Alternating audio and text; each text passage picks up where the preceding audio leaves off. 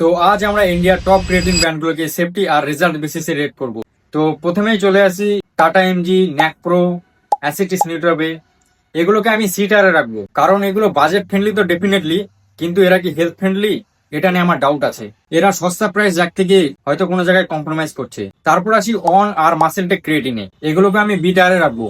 Globally এরা ভালো products বানায়, বাট ইন্ডিয়ান মার্কেটে এখনো লোকাল ম্যানুফ্যাকচারিং আর ইন্ডিয়ান ক্রিয়েটিং এর জন্য ডিসিটি আর ডিএসটি লেভেলের পাবলিকালি কোনো রিপোর্ট অ্যাভেলেবেল নেই। এবার প্রশ্ন হচ্ছে ডিসিটি আর ডিএসটি আসলে কি?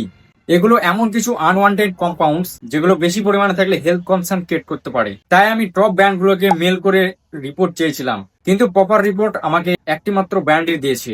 তারপর আসছে বিগ মাসেলস আর বিস্ট লাইফ ক্রিয়েটিন, এগুলোকে আমি ডি টায়ারে রাখবো, কারণ বিগ মাসেলস নিয়ে অনেকেই জানো আগে ল্যাব টেস্টে ফেল করেছিল, তাই ট্রাস্ট ইস্যু তো আসেই। আর বিস্ট লাইফ, গৌরব তানেজার একটা পোস্টে ওরা নিজেরাই মেনশন করেছিল যে তাদের ল্যাব টেস্টে ক্রেটিনাইন লেভেল বেশি এসেছিল, আর হাই ক্রেটিনাইন মানে প্রোডাক্ট কোয়ালিটি নিয়ে কোশ্চেন উঠতেই পারে।